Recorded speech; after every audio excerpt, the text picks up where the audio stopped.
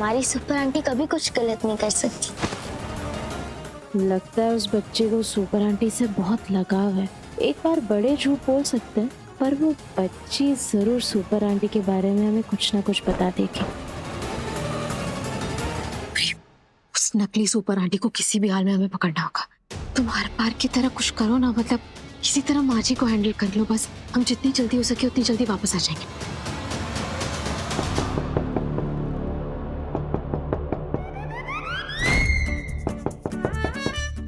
दिव्या, ये तुम क्या कर रहे हो?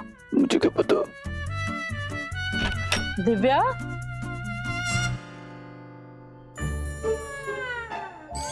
क्या हो गया? वो ने थोड़ा बस, हाँ।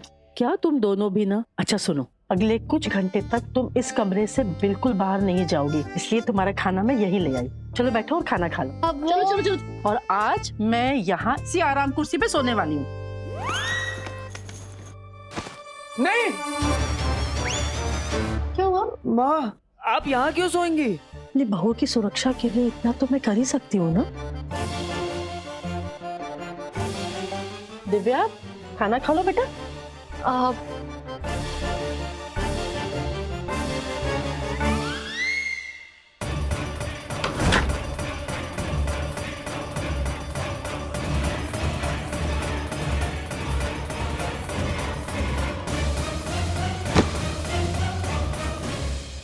सुपर आंटी,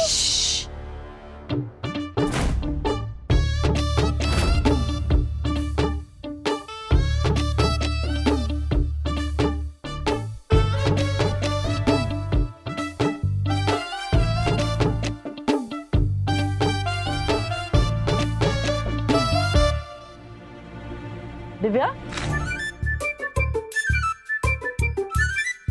क्या हुआ? कहाँ जा रही हो? प्लेट रखने।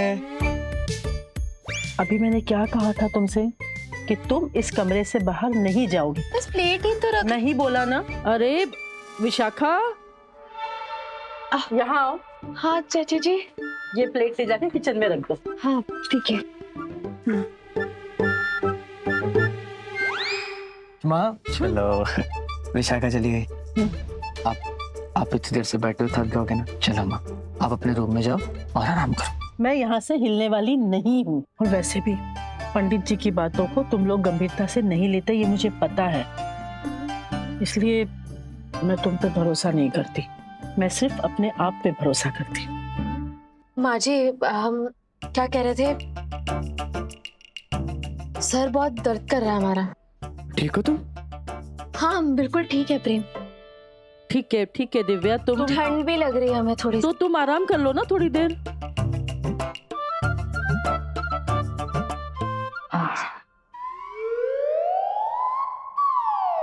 प्रेम, बेटा मेरा हाथ दबा देना, बहुत दर्द कर रहा है। हाँ माँ।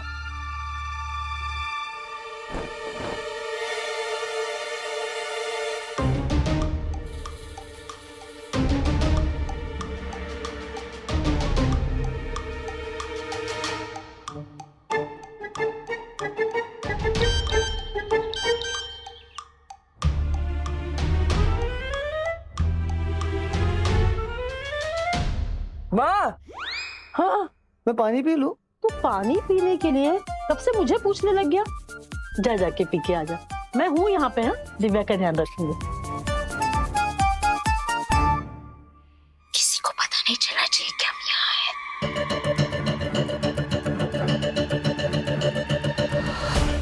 सुनो, तुम्हें हमारी हेल्प करनी होगी। हमें कुछ भी याद नहीं है।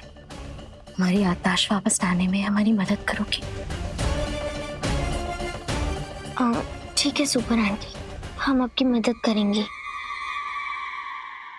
विशाली विशाली विशाली, सुनो। मेरी बात ध्यान से सुनो। हमें दिव्या को रूम से बाहर निकालना है, लेकिन ये बात माँ को नहीं पता चलनी चाहिए। ओके। क्या करें? क्या करें? अरे ये तो मैं तुमसे पूछा ना, क्या करें? मैं ना अपने रूम में नागिन बनके खिड़की से दिव्या के रूम में जाती हूँ, ताकि चाची जी मुझे दिव्या के रूम में जाते हुए देख ना पाए। और उसके बाद का तो आपको पता ही होगा, है ना? बहुत अच्छा। सुनो, इसमें से नागिन वाली चीज हटा दो। इंसान बन के करेंगे। हमेशा नागिनों की तरह क्यों सोचते हो? कभी इंसानों की तरह भी तो सोचा करो ना। मैं हाँ रुक चलो। सुपर आंटी, आप बहुत अच्छी है। आप हम सभी बच्चों की मदद करती हो।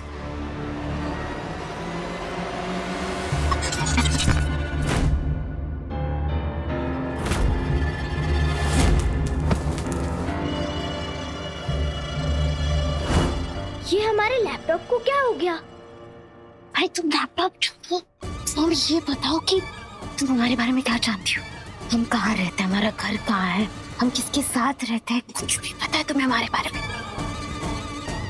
प्लीज। सुपर आंटी, आपने पहले हमसे ऐसे गुस्से में बात नहीं की। आपकी याददाश्त जाने के बाद आप पूरी बदल चुकी हो। मुझे बिना गुस्सा किए इस बच्ची से सुपर आंटी का सच पता लगाना होगा। तारा, तुम बात को समझ नहीं रही हो। अगर हमारी याददाश्त वापस नहीं आई तो हम पहले की तरह अच्छे काम नहीं कर पाएंगे, हम लोगों की हेल्प नहीं कर पाएंगे। अगर तुम हमारी हेल्प करोगी तो हम पहले जैसे हो जाएंगे, हम सबकी हेल्प कर पाएंगे। तारा प्लीज हमारी हेल्प कर दो।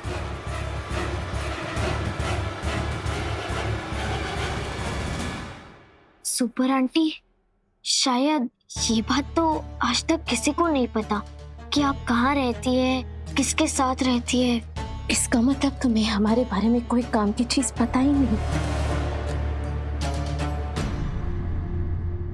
हाँ, याद आया।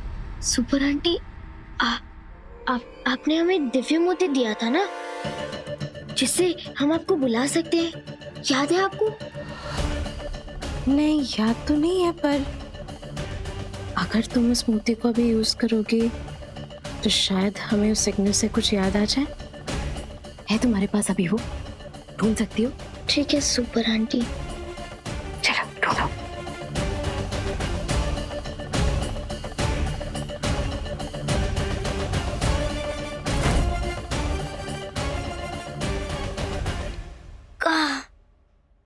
हाँ, हमने अपना मोती बैग में रखा था, वो रहा। जैसे ही ये दिव्य मोती लेकर आएगी हम इसे राक्षसी के पास लेकर चले जाएंगे। फिर सुपर आंटी को इस बच्ची की जान बचाने के लिए तो आना ही पड़ेगा। कहाँ गया दिव्य मोती? यही तो रखा था। माँ माँ माँ, वो आपको लैंडलाइन में इंपॉर्टेंट कॉल आ रहा है। फोन? हाँ किसका फोन आ रहा है पता नहीं।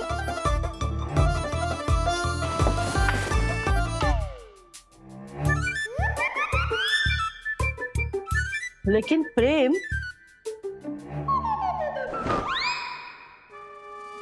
मोबाइल के जमाने में